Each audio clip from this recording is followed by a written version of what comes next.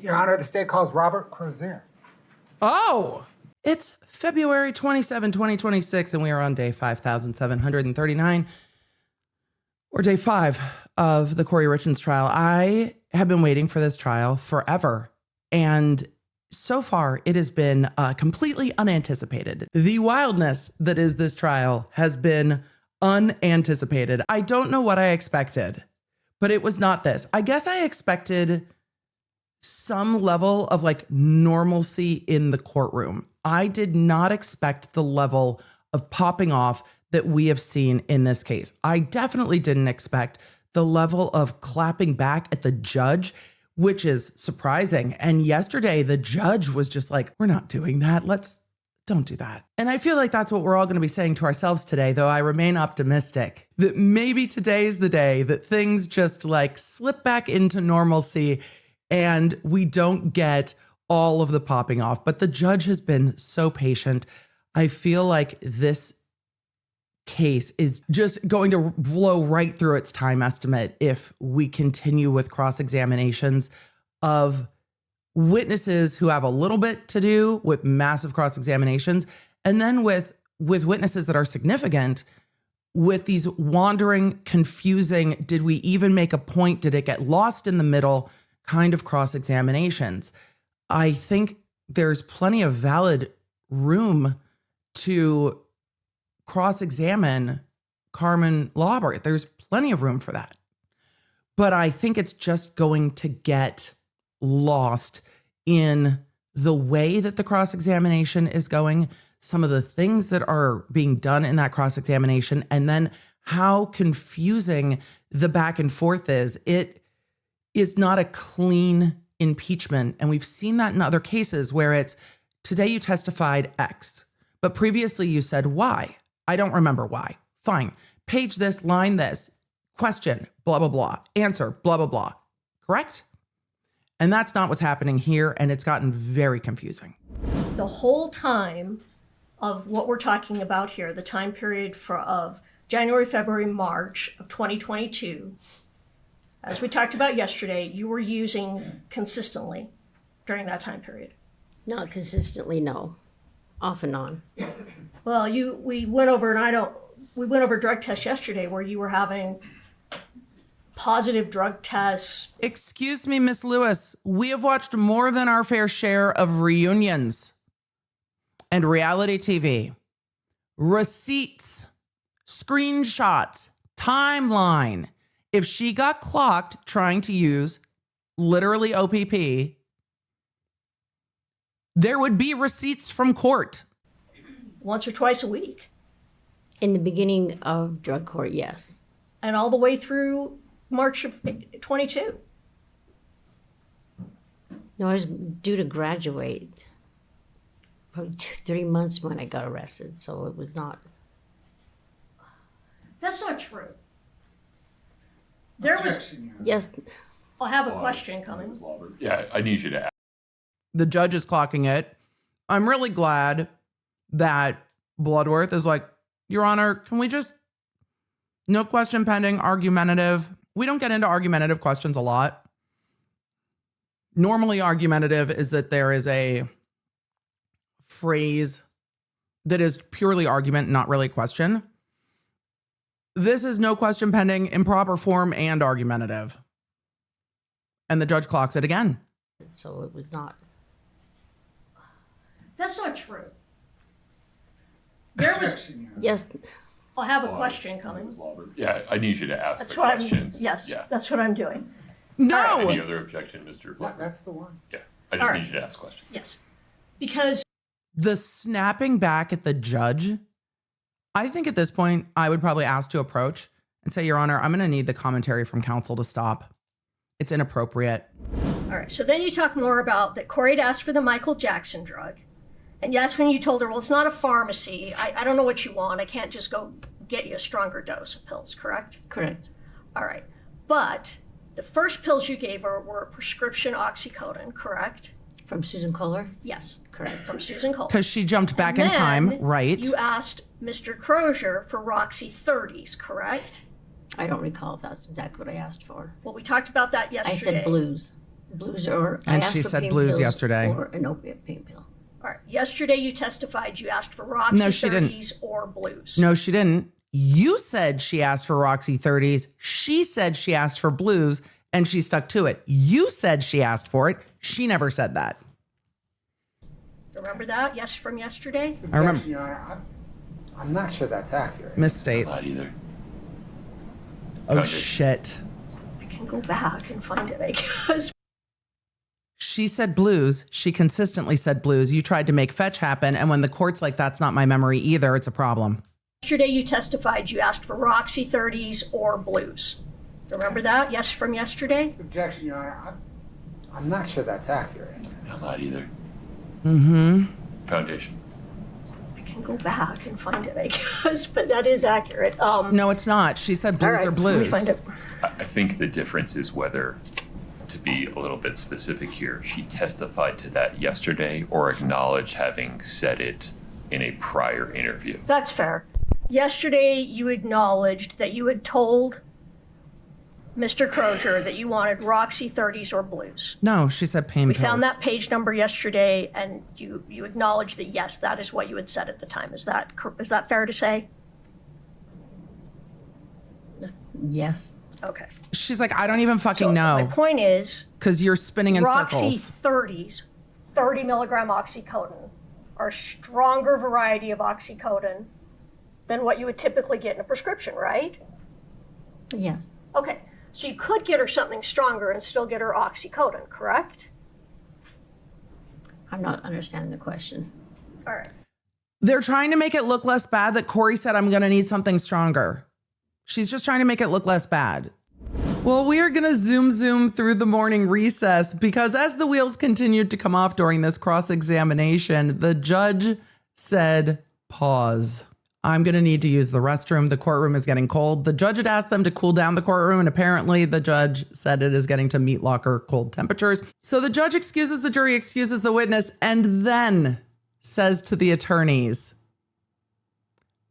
can we have a conversation in my office? Chambers, can we have a conversation in my office?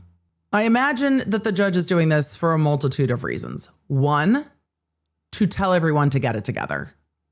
By everyone, I mean the defense attorney doing this cross. Two, to see if he can hasten this moving forward and remind defense the difference between impeachment, refreshing the recollection, and saying, look, we've tread the same ground about 17 times. You don't just get unlimited cracks at the apple. You can't just keep asking her again and again and again to see if she'll just say something different because she's exhausted. That's not what we're doing. You have to keep moving forward. And if cross stops moving forward, you're done. You have nothing else to ask. I imagine the reason the judge is doing that in chambers, and you can do a chambers conference on the record. You can also do them off the record. I imagine this one will be on the record, probably sealed until the end of trial. But I imagine he's going to say, this cannot keep going on. How are we going to make sure that we are doing proper refreshing, proper impeachment? What do we need to do?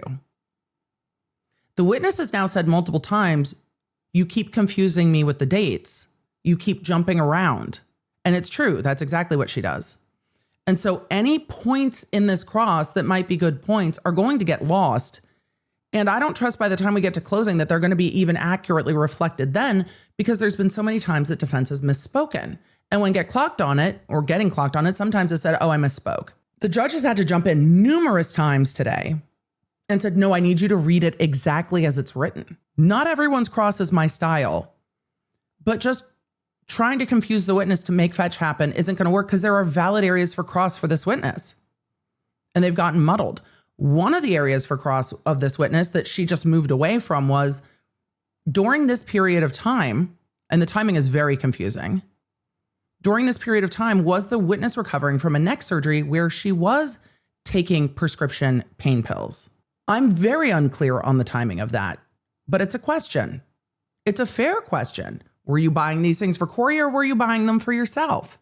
Was the check written by Kouri for cleaning a house or was it for narcotics? So where are we in these questions? Because the defense knows that the digital evidence shows Crozier's phone and Lauber's phone at the Maverick and Draper on multiple dates. It's hard to argue that those dates are different, right? Their two phones were in the same place at the same time on the same dates. So we're going to get there. But you can't say that they weren't meeting together. So then how do you shift that? Well, was she buying for herself? Was she really giving it to Kouri? Did Kouri ask for stronger stuff after Eric died or before? So they're trying to push this timeline around. They ask you, is it possible you bought pills a total of 4 times? Once from Susan, 3 times from Crozier. Do you recall that? I don't recall that. Okay.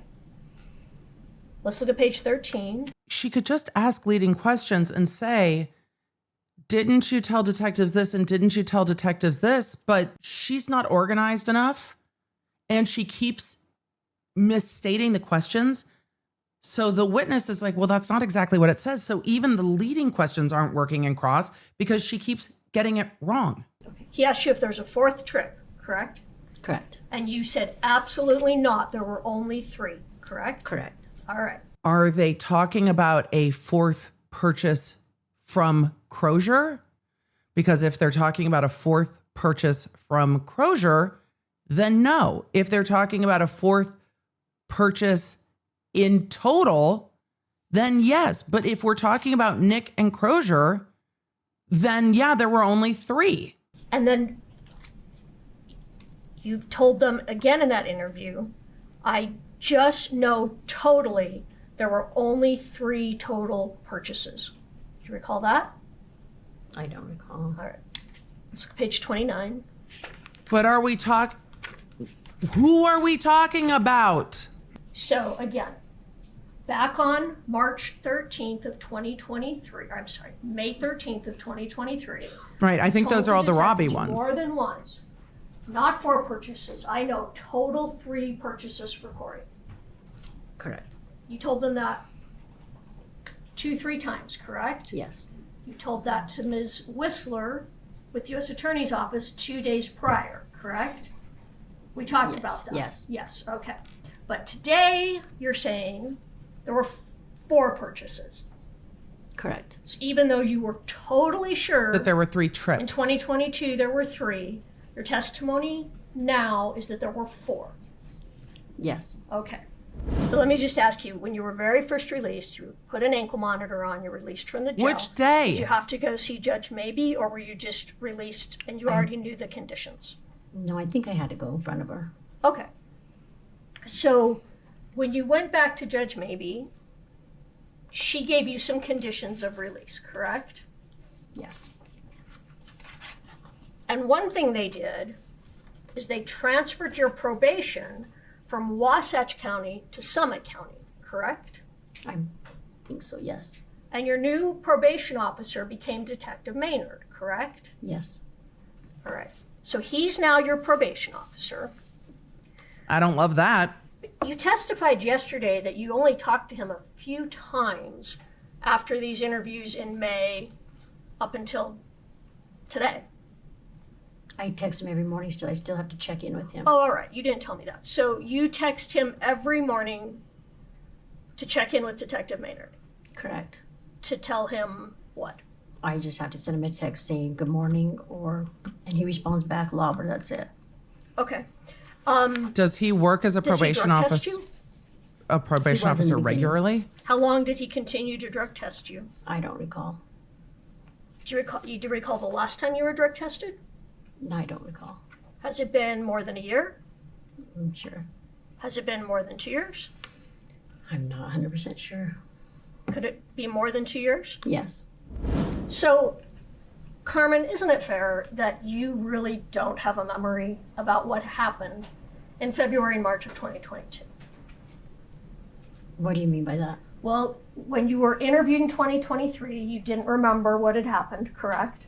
Correct. It's a lot to take in. You didn't remember in 2023 what happened in 2022. And you don't now remember what happened in 2022, right? Yes and no. It's been laid out for you by someone else, correct?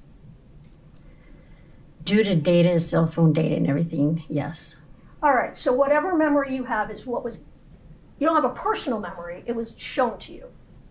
No, I have partial memory. You have a partial memory. I have memory, yes. All right. Fair to say your memory was better 1 year after the fact than 4 years after the fact, right? It is confusing later on, years later, yes. And you were using and selling that whole time in drug court. I was not using and selling the whole time. The whole period we're talking about of February and March of 2022. That's not what she said. Yes. Kouri never asked you for fentanyl, true? I had told her that that's what Robbie had, and she said, okay, go ahead and get it. Let me ask the question again. Kouri never Okay. asked you for fentanyl, true? Yes. All right. And you bought prescription Oxycontin from Susan Kohler, correct? Correct.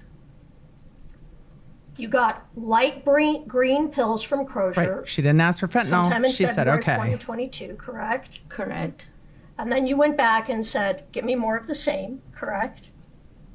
Correct. After you said you were willing to cooperate, and they said you were getting a big jail get out of free card. You got your big jail get out of free card so far, right? Correct. Because you have not been in jail for the past 3 years. Correct. And you haven't had to go to drug court anymore, correct? Correct. And all you do is wait to see how your testimony goes to find out what happens, correct? Correct. You're not being drug tested, correct? Correct. Even though you're on probation, correct? Correct. And your probation consists of, in the morning, you say hi to Detective Maynard and he says Lauber. We just text back and forth. If I'm leaving town, I tell him I'm leaving town. If I'm here, Okay, so you tell him if you're leaving town. Are I you still keep tabs. He still keeps tabs on me no matter where I'm at. He has my work schedule. He has everything. He does have your work schedule. Yes. And you've been allowed to move to Las Vegas, correct? Yes. The pills that you bought from Mr. Crozier, you don't know what those pills were, correct? He had told me that he had fentanyl. You didn't look at the pills, correct? No, I didn't sit there and play with them. No. You didn't know what they were, correct? Correct. You didn't have them tested. No. Okay. You didn't take any, you said, No. correct? Correct. You didn't. Did You she did give or them you did to not anybody? sell them to anyone else? I did not sell them to anyone else. Okay. You don't know what happened to those pills, correct? I don't know who picked him up, if that's what you're asking. Right. You don't know who took those pills, correct? Correct. And you have, sitting here today, absolutely no information about what happened to Eric Richins other than that what you were told that he died of a fentanyl She wasn't there. Correct. And you have no idea what happened the night that Eric Richins died. I do not. And you have Right. no knowledge if Ms. Richins killed Eric Richins. I do not. Miss Lauber, at bottom, did you purchase drugs at Kouri Richins' request 4 times? Correct. Did you deliver drugs either hand to hand or by placing them somewhere at Kouri Richins' request to Kouri Richins 4 times? Correct. Did you testify yesterday and today truthfully to the best of your recollection? Yes. What do you think happens to you if you did not testify truthfully? Everything I have on would be revoked. And what happens then? I go to prison. For how long? A long time. I think keeping the redirect short was a solid strategy. Ma'am, when they laid things out for you, what did they do? They gave you your phone records, your messages, you're this, you're this, you're this. Yes. Are you telling the truth? Yes. Did you make these purchases? Yes. Okay. It just negates all of the fuss by not getting into the weeds. Could the prosecution have gone point by point by point? This isn't what was said. This isn't what was said. This isn't what was said. Sure, they could. Or they can just say, this is ridiculous. You saw what you saw. You know what you know. You did what you did. And your data also says that, right? So in the full and fair context, then, it's actually this. And I think the defense would have done a lot of benefit for themselves to keep it clean Two, did you keep making your story better to ensure that sweet, sweet deal? I think lean into, but ma'am, you're just a pawn of the cops. You're going to kind of do whatever, right? And instead of leaning in on this witness, lean in on the cops. And then they told you to say this, and they told you to do this, and they told you you'd get this deal. They're using you, and they're leveraging drug court over your head. Fuck those cops. They're sitting in there saying, you need to give us information to ensure Kouri Richins gets convicted, or you're going to prison for a long time.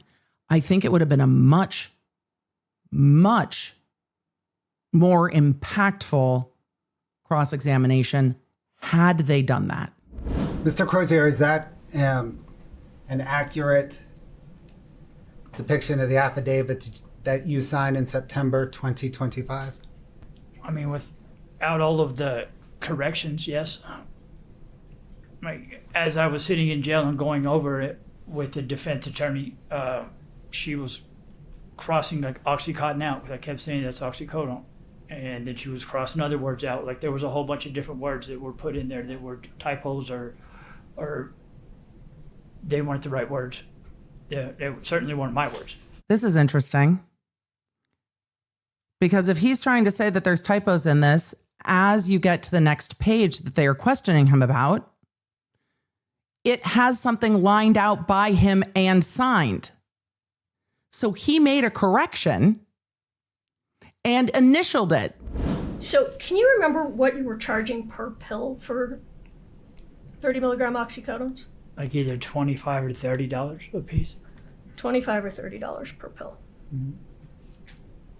$25 to $30 per pill? You weren't selling fentanyl at that time, but when you did sell fentanyl, what did that sell for?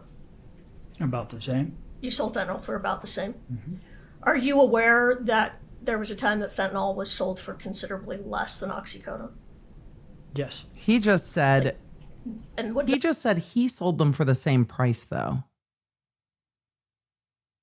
That have been earlier when fentanyl first started in the market, or would that just depend on who was selling it? It just depends on who was selling it. If Ms. Carmen Lauber testified that you told her, these are fentanyl pills, I'm selling you fentanyl pills, would that be true? It's not I mean, what if she I said. said it to her, then it would be true. But I don't know that I said that to her. Well, were you Okay. selling her fentanyl pills?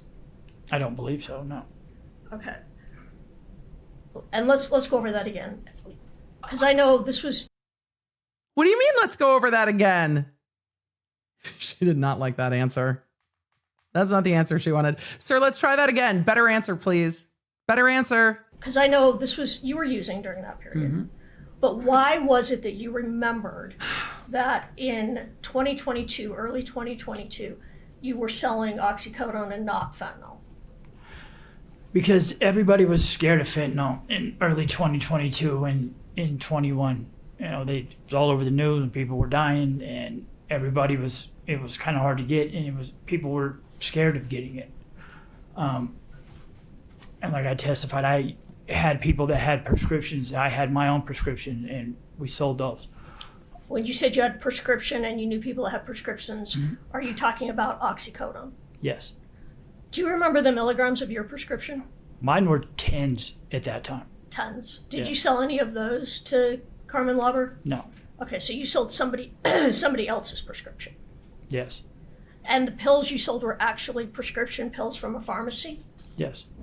When Mr. Bertram and you didn't type this affidavit, right? No, I did not. And Mr. Bertram and I brought these up to you, correct? Mm-hmm. And we read them to you, correct? Yes. And you made some corrections, correct? Well, I think you had the pen, but yes. You told me some corrections to make and I made them, correct? Yes. And then you signed them, correct? Yes. But at that time, let me rephrase that. Then later, you were given an attorney, correct? Mm-hmm. Yes. And Ms. Ludkins. Mm-hmm. And okay. Right? Yes. And Ms. Ludkins went over these with you again later, correct? The affidavits. Okay. I don't remember if she did or not. I mean, I went from meeting with you from jail and then going to treatment. I was in 7th Street treatment. Wait, at you the met time. with defense while you were still in custody too? I know that we talked about him. You and Ms. Letkins? I don't know if we went over it line by line like we just did, but I know that we talked about him. Do you recall telling Ms. Letkins there's a mistake in these? Does Miss Letkins work with you, Miss Lewis? It says Oxycontin and it's supposed to be Oxycodone. Yes. All right. And are you aware that Ms. Letkins then let the prosecutors in this case know these are correct, except that they say Oxycontin and they should say Oxycodone? I don't know that she did that, but I'm sure she did. I don't. Okay. And Right. so Met I'm with the her- one that typed Oxycontin, correct? Oh, you're the one who typed it, right? You guys met in the jail, and then he got appointed a lawyer, and then you all chatted, and then you typed it up. When you met with Mr. Bloodworth and his investigator in April of 2025, you were sober, Yes. and you said you were only selling Oxycodone in early 2022. That's correct. You sober today? I am. In fact, congratulations, you just finished your treatment program, right? Thank Well, you. congratulations on your sobriety. What's your sober date? August 26th, Of 2020? 25. 25. Congratulations. We hope. Robert, I want you to look at the jury. Sir, congratulations on your sobriety. I hope that that continues to go well for you. Everyone has a chance at sobriety. However, what the fuck is happening next? What the fuck is happening next? What is happening next? Robert, I want you to look at the jury. I What want you is to tell this? them. Are you telling the truth here today? Yes, I am telling the truth. Ew. Okay. I have nothing further. How were the pills that you sold to Carmen Lauber packaged? It was in a bag. Those little tiny clear Ziploc bags? I don't remember, but a Ziploc bag or something. Yeah, they were in a bag of some kind. Yes. Like one of those little bags you get with a spare button on a shirt?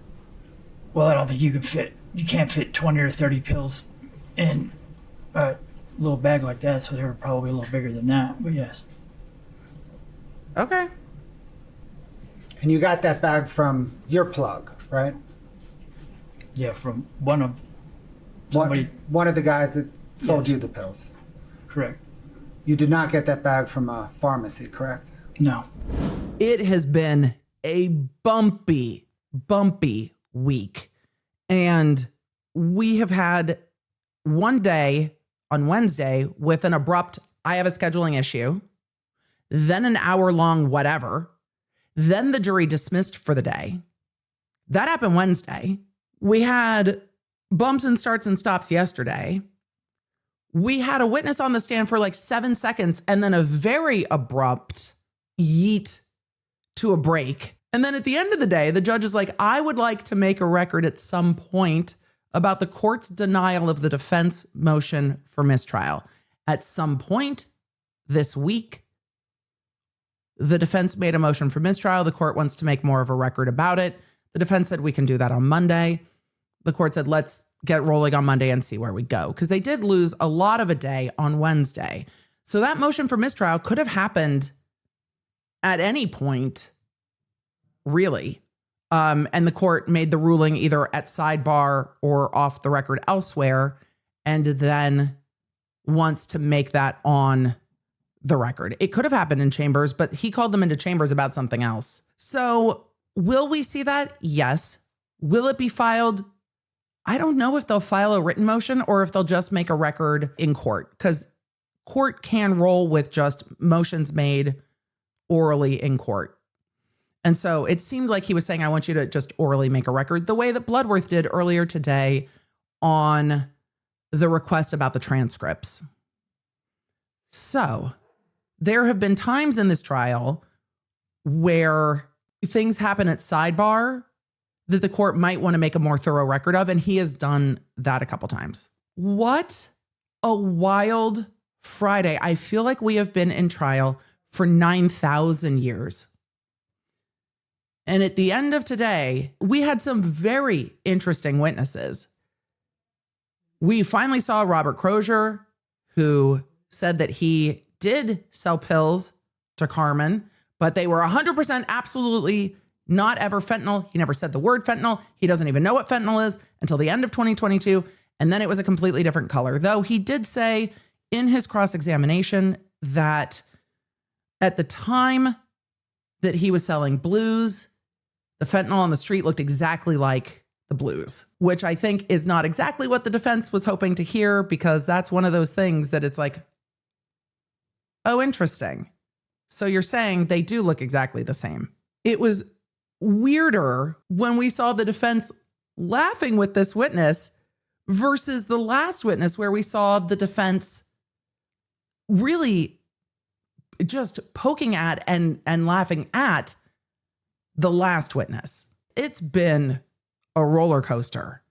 I am hoping that after the weekend, the questioning is just more clear. I'm interested to see the technological evidence come in. I'm interested to see the witness that was on the record but not streamed today, what the statements were, what the tenor of that testimony was. I'm very interested to see that. And hopefully, I'm knocking on wood, hopefully next week is a smoother week. The bumpiness of the questioning has been incredibly frustrating and hard to follow. And there is stuff that just slides in there that the judge is like, we can't do that. And has had to jump in actually a lot, which is unusual. So hopefully next week will be a bit more focused. I'm very interested, well, one, to see the technological evidence. Two, Detective O'Driscoll, we have questions. We have questions. I have a lot of them written down. I want to see if we get to them, and then we'll go from there. Thanks for joining me. If you enjoyed this episode and don't want to miss updates on your favorite cases, you're going to need the LawNerd app at lawnerd.app.com. That way you can stay in the loop on the cases that matter most to you, and you never know when you're going to catch feelings for a new case. So make sure you get it for free on iOS and Android. Thank you for being here, and thank you for being a Law Nerd.